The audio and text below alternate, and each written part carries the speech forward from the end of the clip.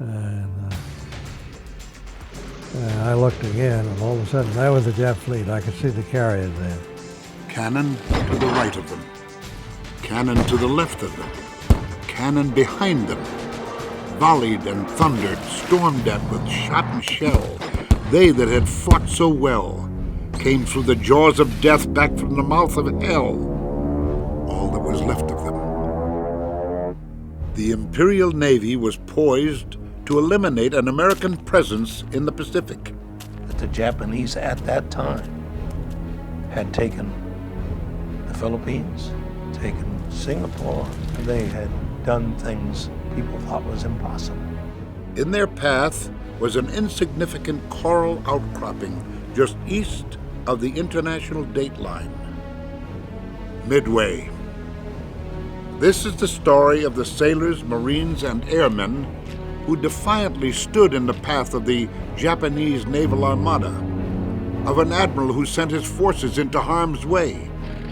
This is Destination Point Luck. Voices from Midway.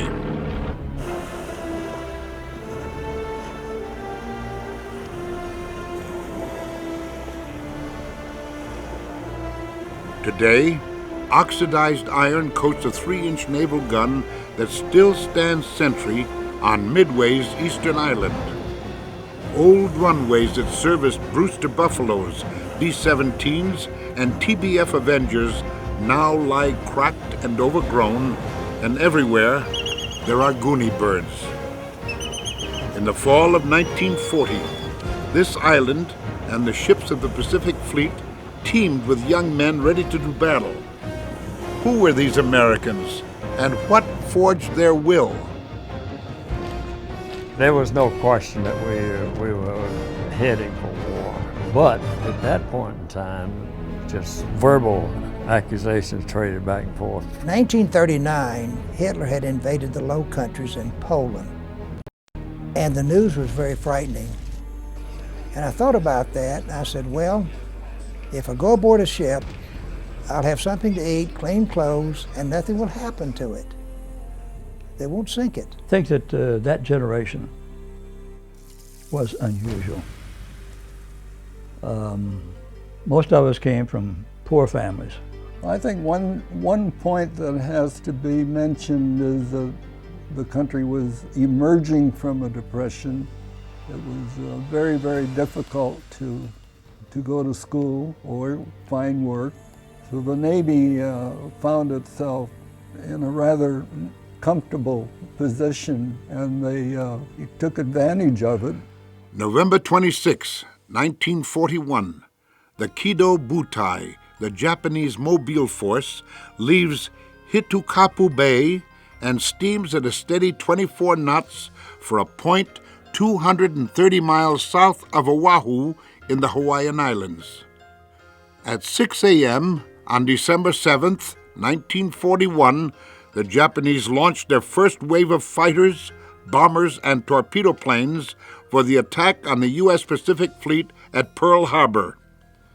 America is at war and on the defensive. Pearl Harbor was awesome.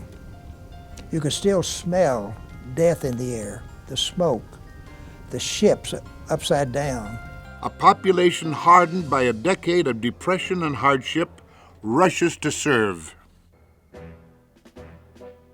On April 18, 1942, 16 American twin-engine bombers appeared over the Japanese mainland.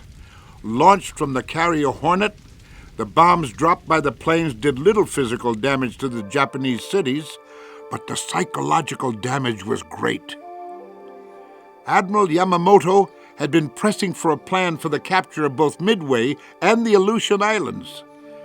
The Japanese Army had resisted the plan for operations in the Central Pacific before the homeland was bombed. After the raid, Yamamoto's Operation MI was fully supported. That was a real brave thing that those pilots did. That bombing really generated Admiral Yamamoto to see that they better go to Midway and defeat us at Midway now. When would the Kido Butai strike next? What was the Japanese Army and Navy planning? Commander Rochefort was a real authority on the Japanese language. He had spent 3 years in Japan as a language student under total immersion studying Japanese language, culture. Commander Rochefort was not alone in Japan. In the 1930s, 36 officers had gone through language and culture studies in Japan. Also studying there was Commander Layton, who was to become Chief of Intelligence for the U.S. Pacific Fleet from 1940 on. Layton knew Yamamoto personally. When they were in Japan, Layton was a bachelor, unmarried. Rochefort was married and had his family with him, but Layton went with the unmarried group, and among other things, he used to play poker with Admiral Yamamoto. He wasn't an admiral then, he was a captain. But Layton had had exposure and personal acquaintance with Yamamoto, and he did have a feeling for how the Japanese thought. Rochefort would develop hunches about things he was seeing in communications intercept, which were kind of remote and things you couldn't put your finger on. And he anticipated the Midway attack beginning about sometime in April 1942, because he began to see a pattern developing even before the Battle of the Coral Sea.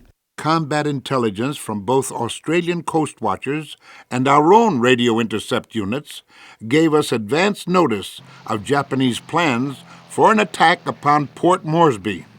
The result was the Battle of the Coral Sea, the first battle in naval history where the opposing forces' ships were never in direct combat, but all action was between carrier-launched planes.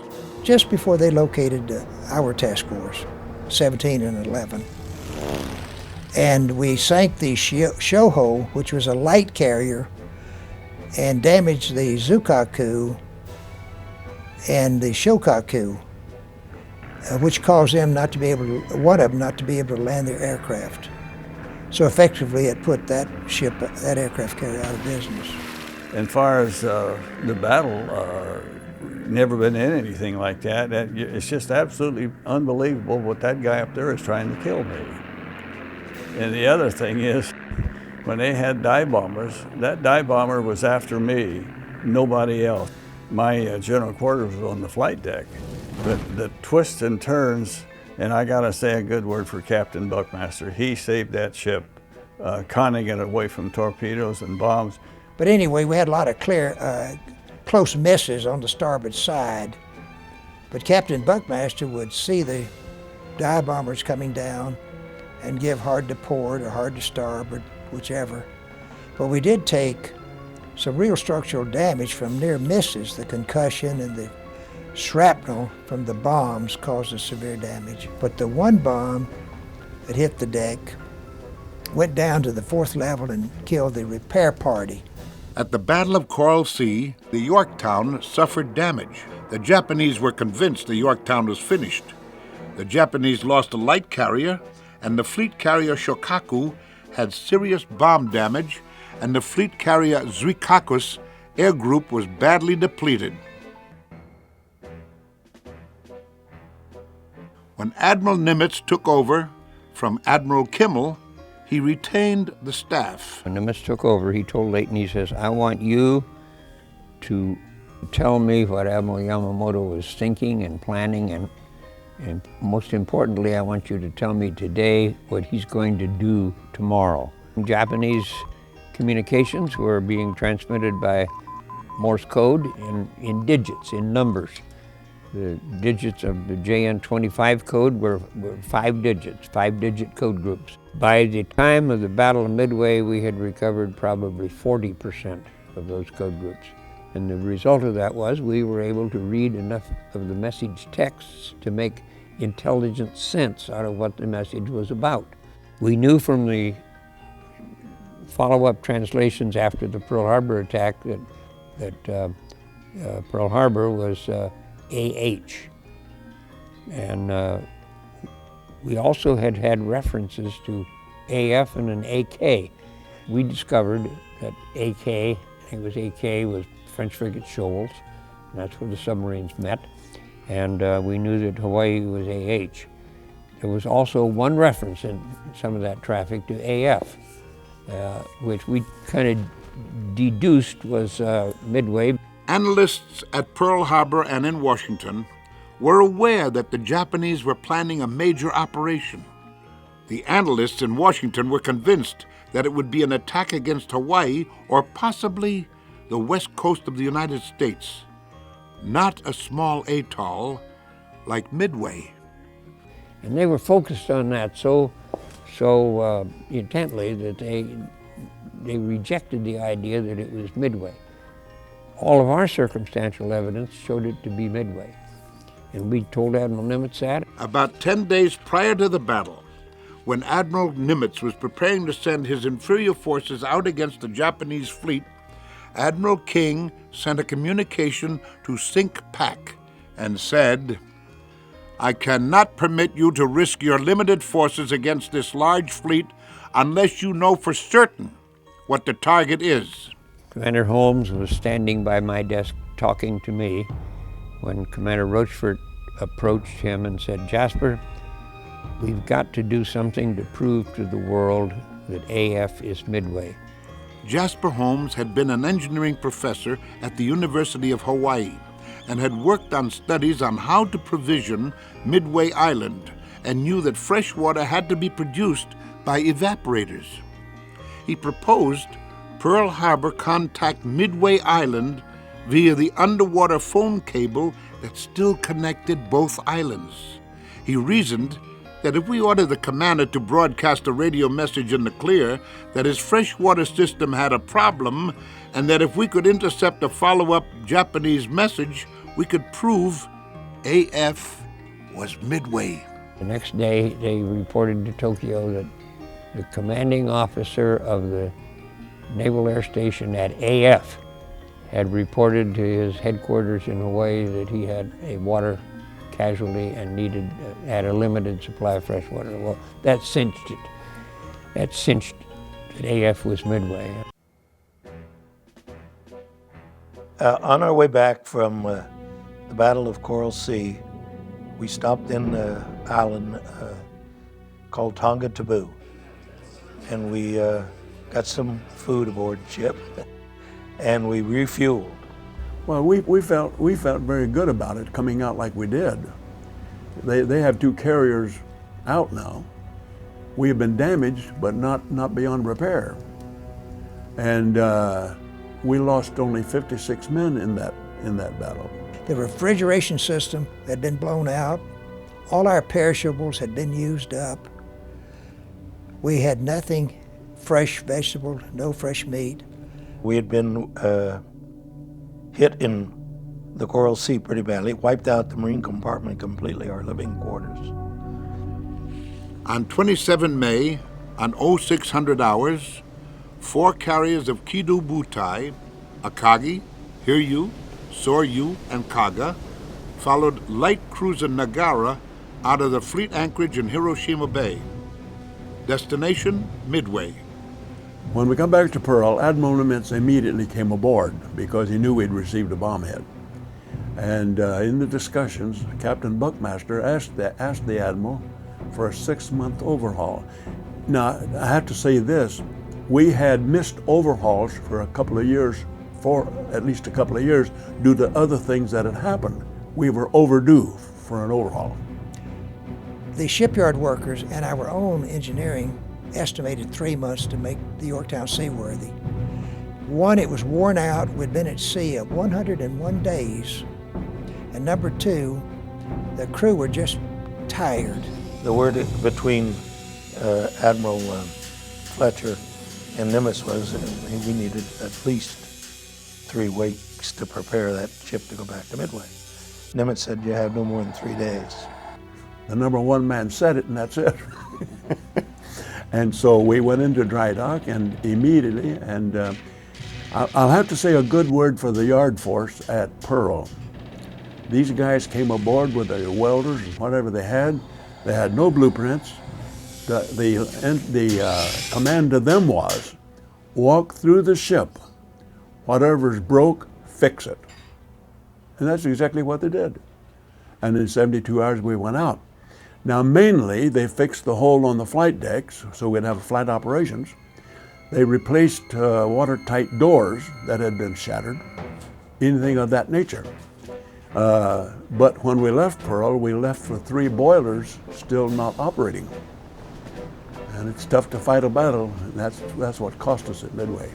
Yamamoto expected the American carriers and battleships to sortie from Pearl Harbor after Japanese landings on Attu and Midway. A Japanese northern and southern submarine cordon was to be established to detect the American ships. A large Japanese Kawanishi seaplane was to provide an aerial patrol from French frigate shoals where it was to be refueled by a Japanese fleet submarine. I'll admit it was a surprise to me when I later found out that the Japanese had tried to come in there and found that there were 2 U.S. ships ahead. I think that Leighton was probably sensitive enough to the Japanese use of French frigate shoals that he may well have encouraged the Pac Fleet staff to get a couple ships up there just as a precaution. On 30 May 1942, Yorktown left the yard and headed back to sea, patched but not completely repaired. Under Rear Admiral Frank Jack Fletcher, Yorktown and her escorts formed Task Force 17. The day before, Task Force 16 had sortied, comprised of carriers, Hornet, and Enterprise, and additional escort vessels. Both task forces left Pearl before the Japanese submarine pickets were in place. And I stood on deck and watched the Hornet go out and the Enterprise follow her, and the cruisers and destroyers that were our escort ships and so on. And I was aware that this was something like Nelson sailing to Trafalgar. It was a great moment in naval history. Here was an opportunity, and instead of being ambushed, you are the ambusher. and I think Admiral Nimitz, he made that big decision. I think he did it with confidence. Task Force 16 and Task Force 17 were sent to a point approximately 300 miles northeast of Kido Butai's anticipated axis of advance. The spot was open ocean, 32 north, 173 west, known as Point Luck. Nimitz was a brilliant person. He considered everything possibility. In other words, as a submarine gent there, he knew exactly what could be done, by the enemy, what could be done this, what was the odds here, what was the odds there. And I should thank God for the good brains on top, like Nimitz, Fletcher, Spruance, the intelligence group in Pearl Harbor, Highbow Unit. They did a great job in breaking the code. In fact, Admiral Nimitz made a statement then which seemed arrogant. He says, "I'm going to ambush the Japanese." But that's exactly what he did. There was that place called Point Luck. So we went off, and that was how come we got out to the end of our line and we weren't attacked, and we thought we should be. So we decided to go a little bit further. So we went out about 15 more minutes and still hadn't been attacked. And we asked him about one more time, and he said, "Well, this is the last one." We had gone about 5 minutes into that second extension when the General Quarters horn went off. On June 3rd, 1942, at 09:25, after extending his patrol leg, Ensign Jack Reed at the controls of PBY 8V55 radioed, sighted main body, and 2 minutes later radioed, bearing 262, distance 700. I immediately thought we were under attack, and I ran up between the pilots. They sit up a little higher like that, you run up like that between them. And I'm looking up, and they tapped me on the shoulder and said, "Look down." I did. That's when I lost my enthusiasm right there, because there was 11 enemy ships coming right towards us. Back on Midway, Commander Cyril Simard, Naval Air Station Commander, wanted more information before launching the Army Air Corps B-17s at his disposal against a sighting of a main body. Then we got around behind them, and they kept us there for over 3 hours. Always amplify all their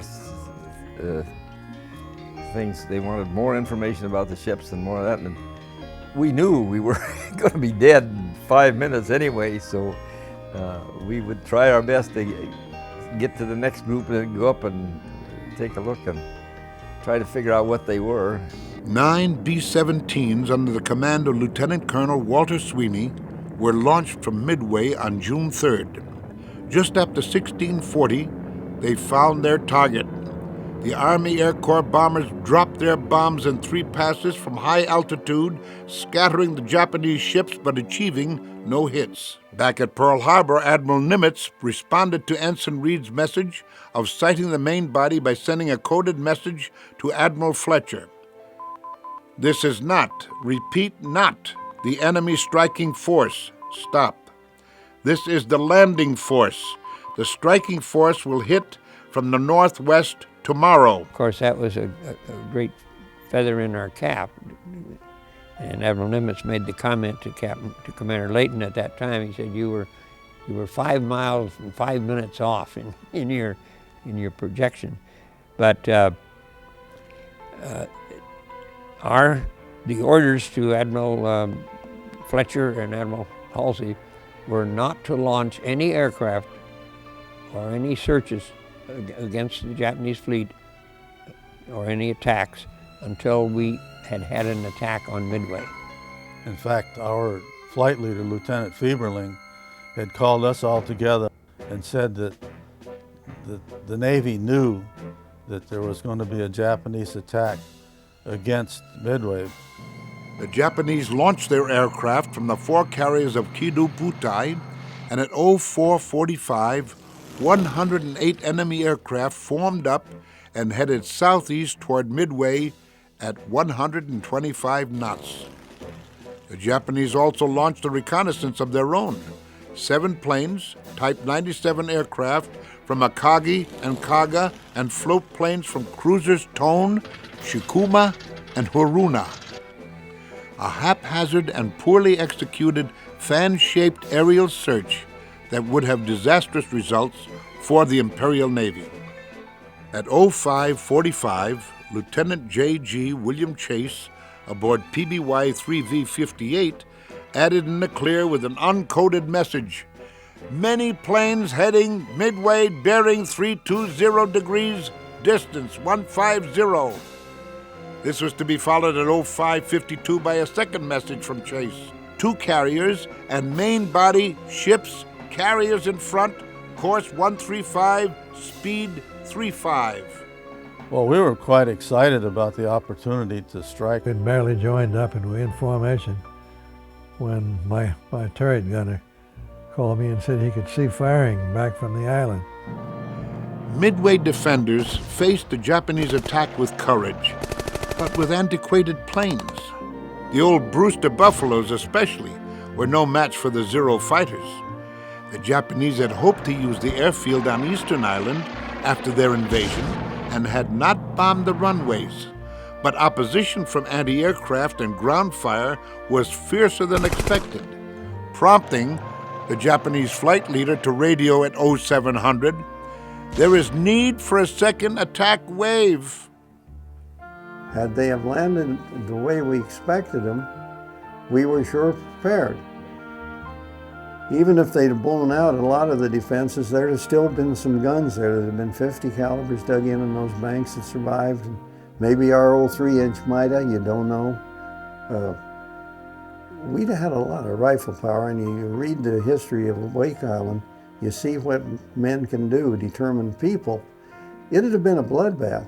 Theirs not to make reply, theirs not to reason why, theirs but to do and die.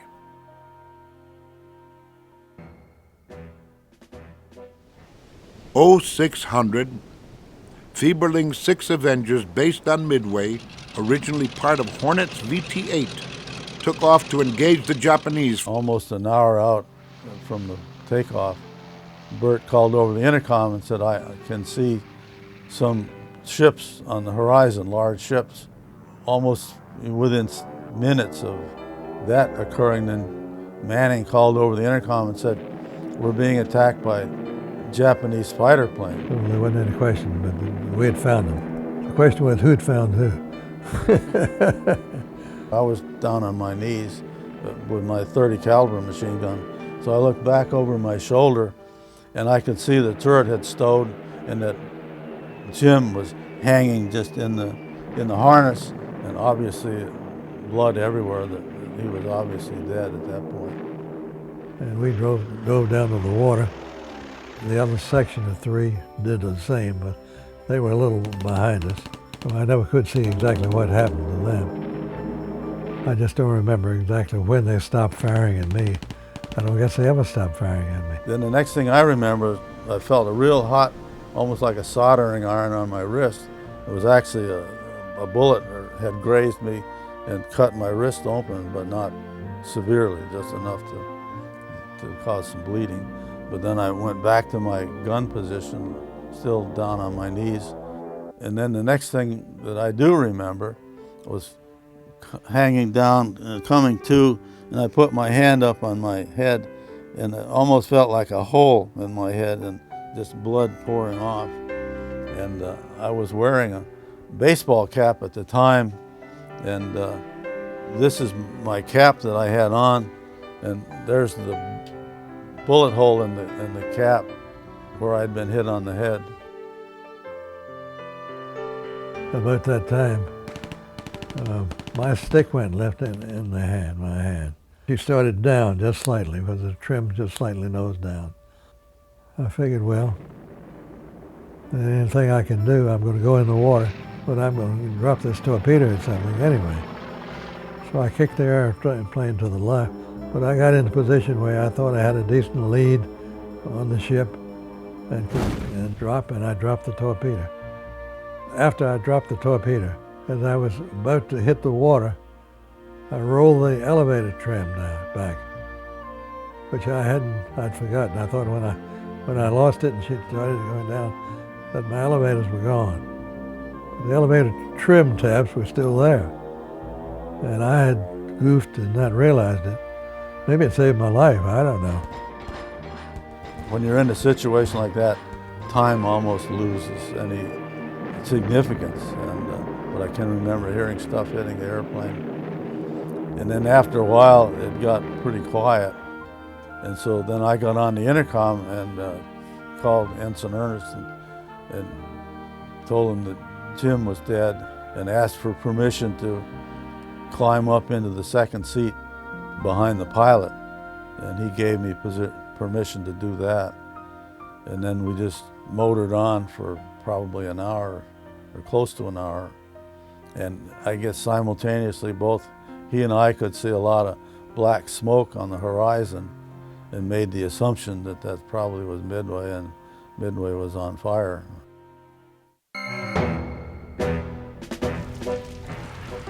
The first attack by American forces on June 4th against the Kido Butai registered no hits on the Japanese ships. The American pilots and planes were not that fortunate. In the midst of this confusion, USS Nautilus, a submarine, attacked Kido Butai with torpedoes and was counterattacked with depth charges. Nautilus was to be a persistent observer to the battle.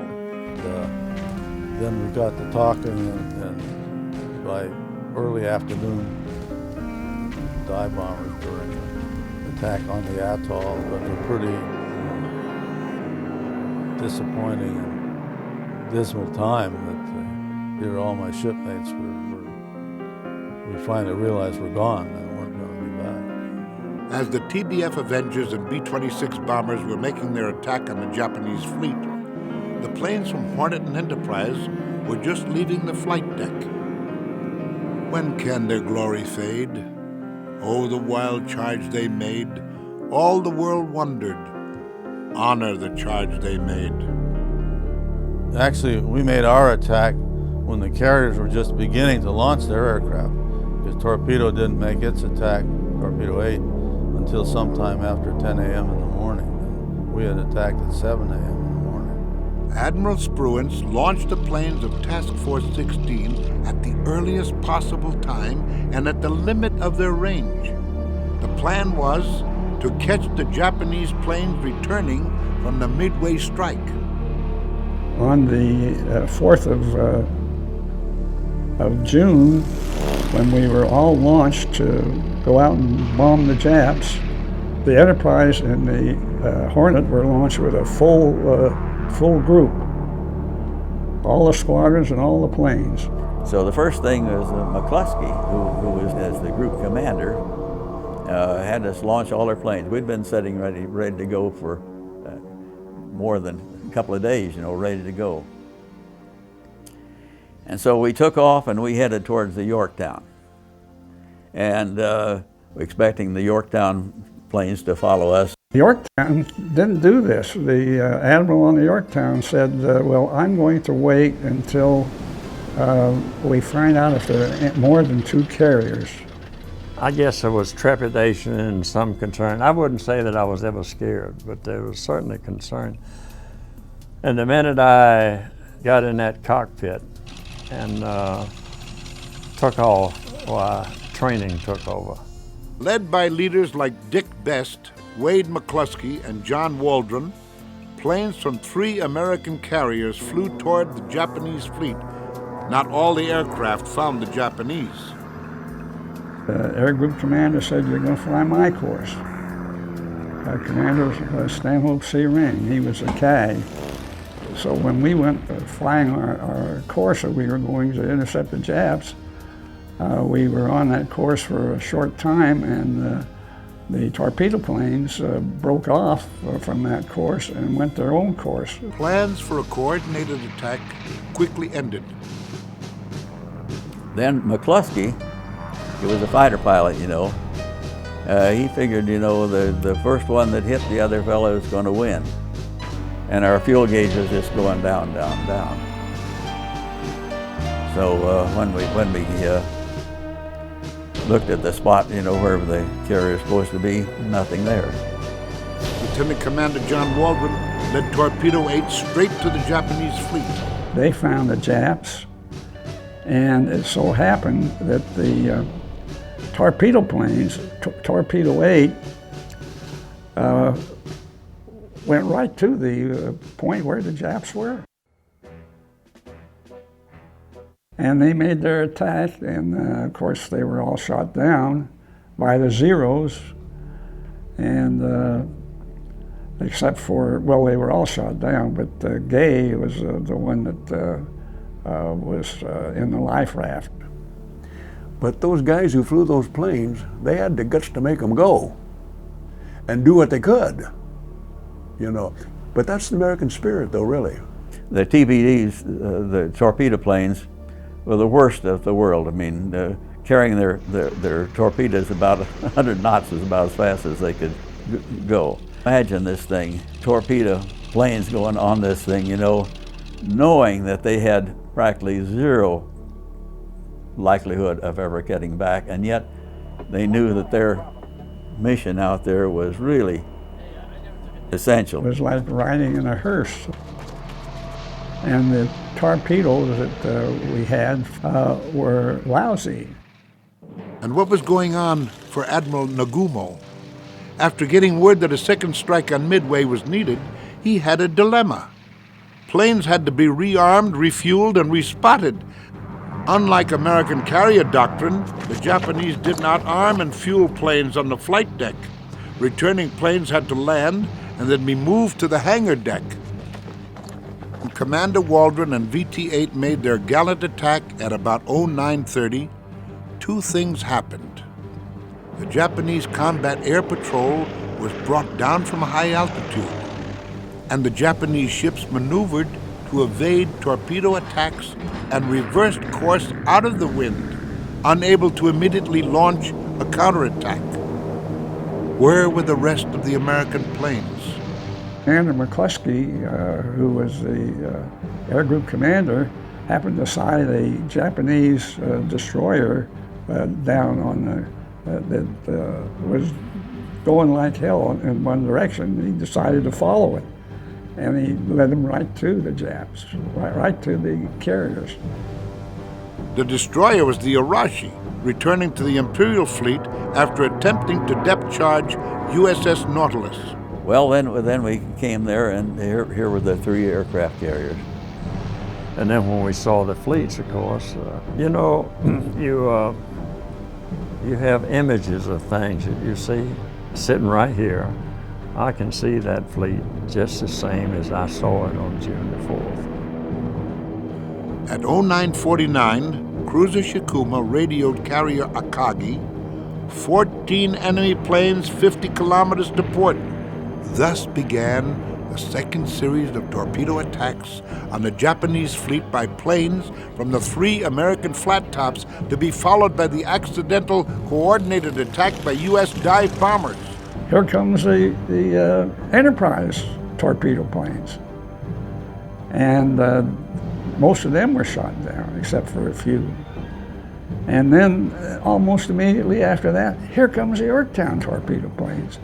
So one after another, torpedo attacks on this, on 3 carriers. The McCluskey and his 2 pilots, and saw that they missed.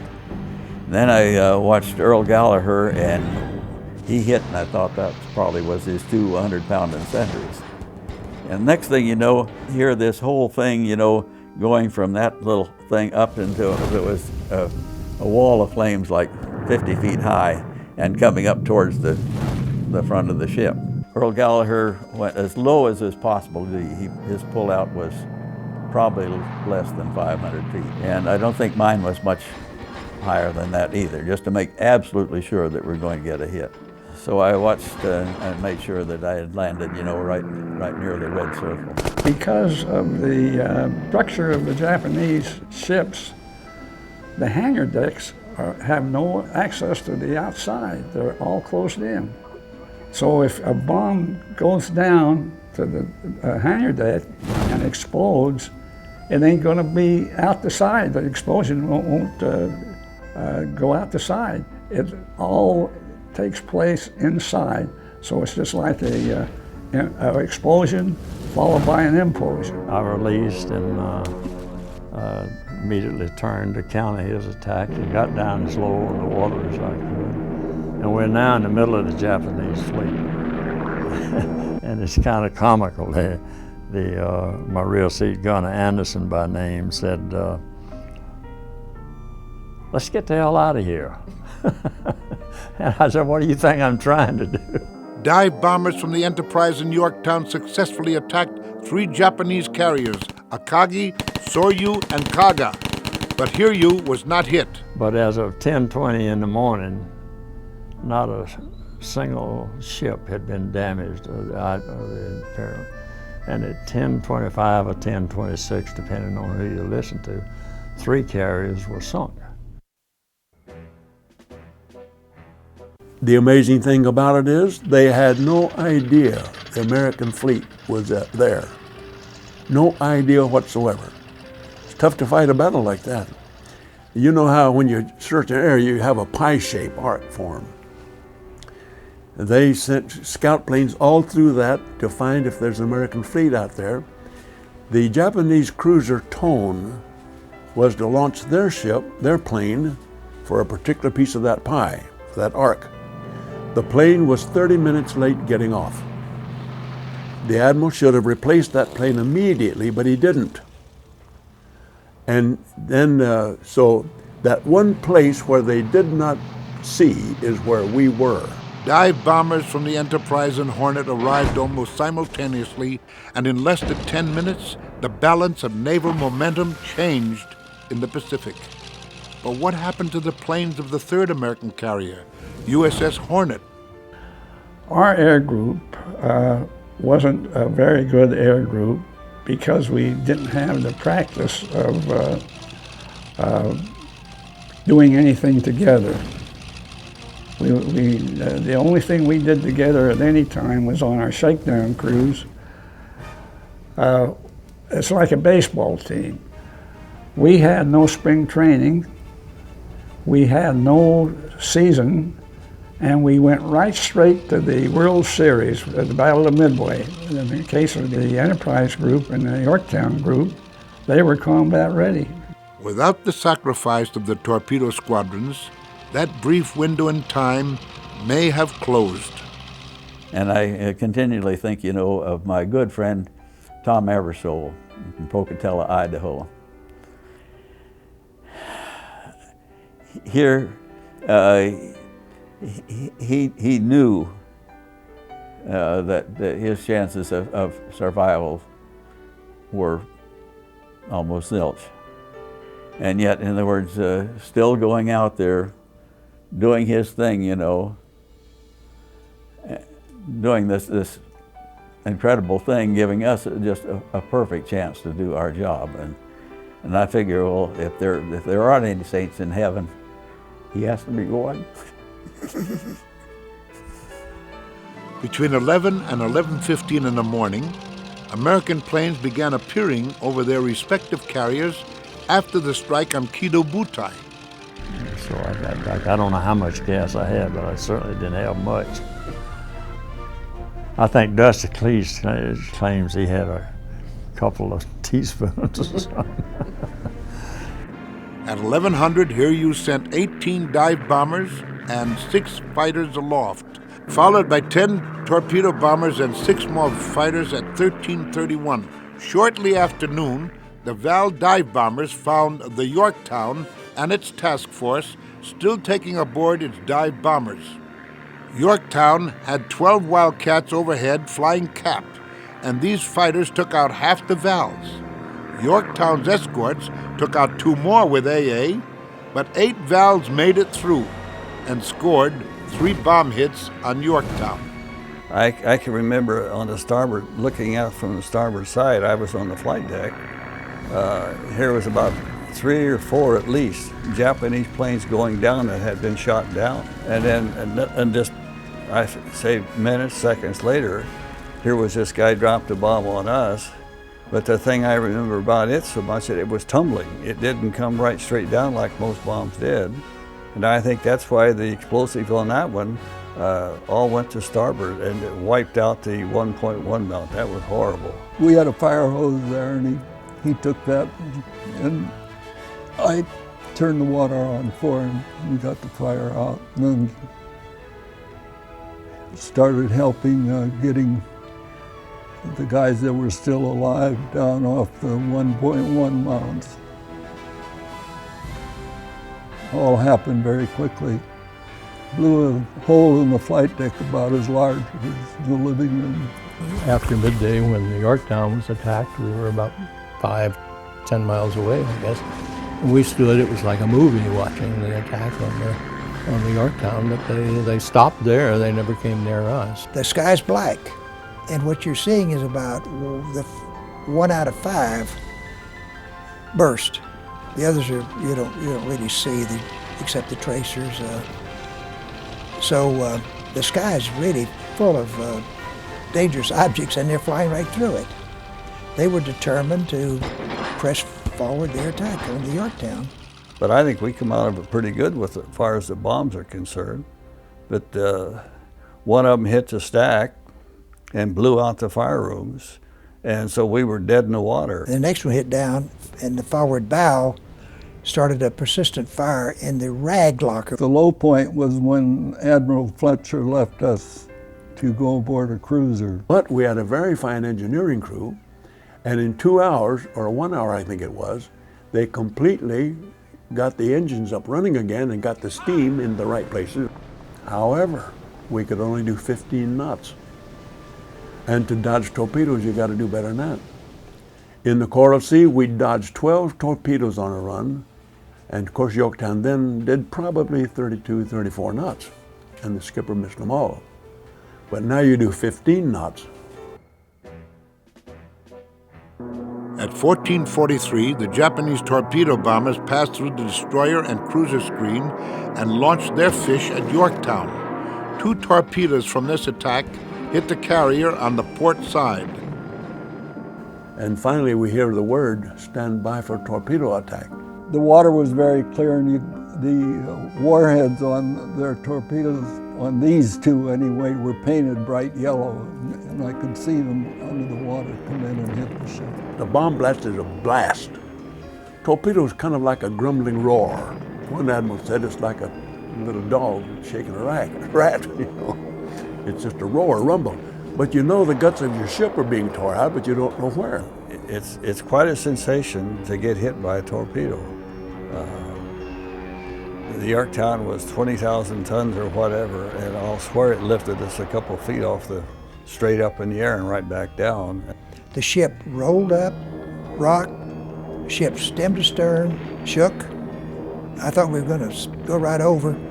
The hangar deck went down to the water, 26, 28 degrees, and you couldn't walk on the decks. Finally, the commanding officer put an order over the speakers, abandon ship. You take your shoes off and climb up the deck.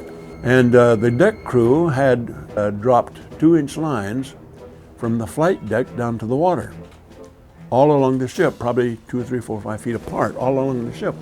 People from the bridge and the deck, flight deck, would come down those lines. We from below would go up to the hangar deck, find the high side where the lines are, find a space on the line, and go down to the water. The problem was, when you're abandoning a ship like that, there's oil all over the water. Vapors are coming up. It burns your eyes. It burns your nostril. If you get any of that in your mouth, you throw up. We had K-Pop life jackets, the old Mae West life jackets. And all you do is stay afloat till you get picked up. And but what happened there was our own destroyers would come up in a group of people, real slow so as not to turn them up, and move in real slow, hang cargo nets over the side. And you can't swim in that stuff, but as the sea would wash you up alongside any of these destroyers, you would hang on, then they had men there to pull you over on the deck. So they picked me up and flopped me on the cold steel deck. And I looked for a place to go. The deck's covered with sailors, different conditions. Went down below, and the mess tables are being used for operating tables. People are in shock, they're under blankets and that sort of thing. My skipper, for example, Dick Best, was, I think, the one that kept making the point, there's another carrier out there. And so that afternoon we put together what was left of our planes, what was left of the Yorktown, and some of the Hornet planes had gotten back to the carriers, their carrier, and so put them all together and they went out.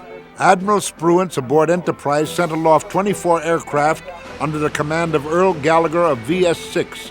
The complement of aircraft included planes from VB-6 and Yorktown's VB-3. There were no accompanying fighters as they were providing cover to the carriers.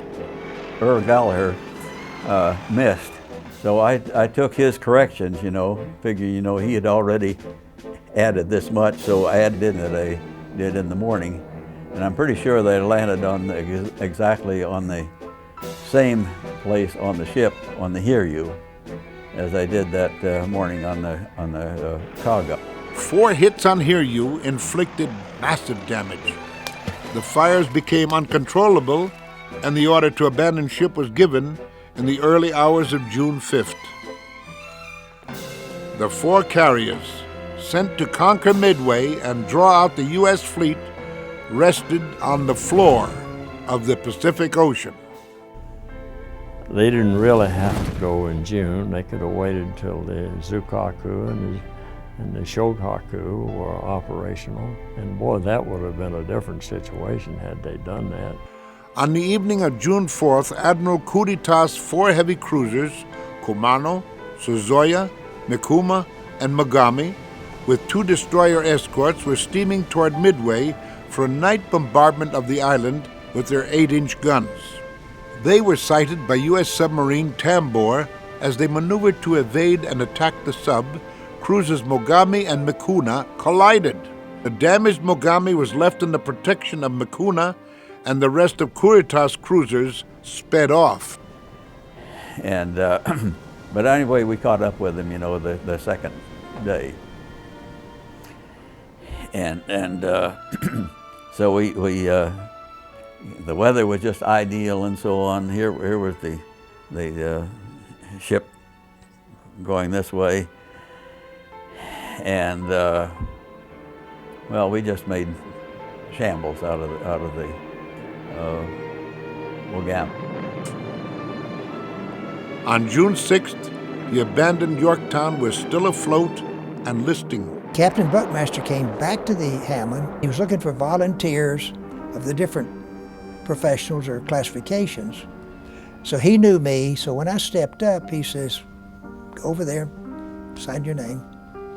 So 141 enlisted, and I think 15 or 20 officers of the different disciplines, engineering, electronics, or whatever, all volunteered aboard the Hammond, and we went back early morning, June the 6th, and went aboard the Yorktown. Then I went down to where we were pushing airplanes overboard, and we're lowering them from the overhead, brand new torpedo planes especially. They were spares. We lowered them down, pushed them overboard. One of those torpedo planes, the TBD-1, is mine. When we pushed it through the hangar deck door that was open, I said, "Captain Buckmaster," I was a little brazen, I guess, "please give me this torpedo plane." He says, "You got it, Roy," and over it went. Splashed in the ocean and floated a little bit, and down it went. So I have one at 17,000 feet if I can go get it someday. They were, as you say, they were towing Yorktown, going to tow it back to Pearl Harbor with a 27-degree list at 1¼ knot per hour. But they were doing it. That's on a fleet tug out to do that.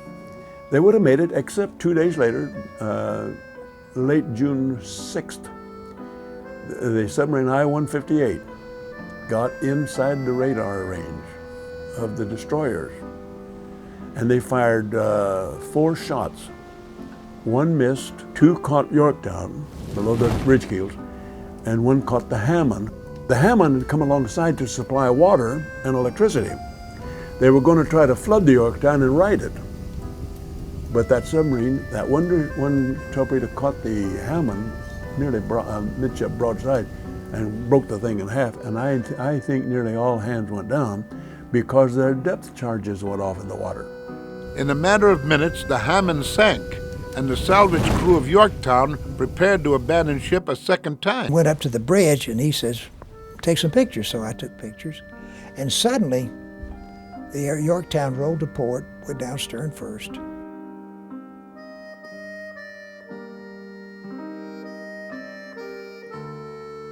Admiral Spruance and Fletcher had successfully carried out Admiral Nimitz's order. Midway changed the world at that time in that Japan had a great navy, and they're not to be underrated. Well, I guess because we depended on a lot of luck to win. It was a big gamble. I thought it was a brilliant name, although I don't think I realized it at the time. I don't think many did, that we could have lost that battle very, very easily. So, if we had lost Midway, we probably would have lost Guadalcanal. Australia would have been at risk. It was truly a dynamic situation. What kind of nerves did Admiral Nimitz have to risk the striking force of the American Navy in one major sea battle?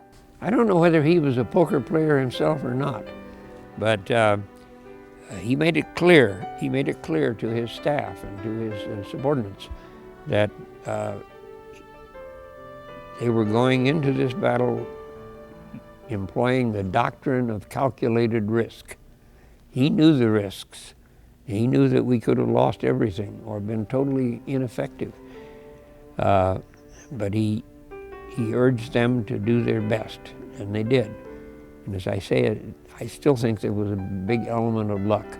Commander Rochefort, for example, broke the Japanese code and convinced Admiral Nimitz that, there was going to be an attack on Midway. Admiral Nimitz believed him, and he committed the whole Pacific Fleet at that point in time to this Battle of Midway. Intelligence enabled the United States Navy to participate in the battle. The battle was won by the courage and action, mainly of the aviators, as well as people supporting them, the ship drivers, and the Marines on Midway. The 4 ships that bombed Pearl Harbor were sunk at Midway. And I think it's probably true that a loss at Midway and our probable reaction to that loss could well have delayed our progress in giving priority to the European war, could have delayed it by a year or maybe 2, prolonged the entire war. We celebrate Midway every year. In fact, what was it, 2 years ago, I think, Chief of Naval Operations issued an edict. The Navy will celebrate 2 days every year. We'll stand down and celebrate 2 days. One's the birthday of the Navy, and one is to observe the victory at Midway. The Battle of Midway was it, as far as World War II is concerned. It was the deciding factor.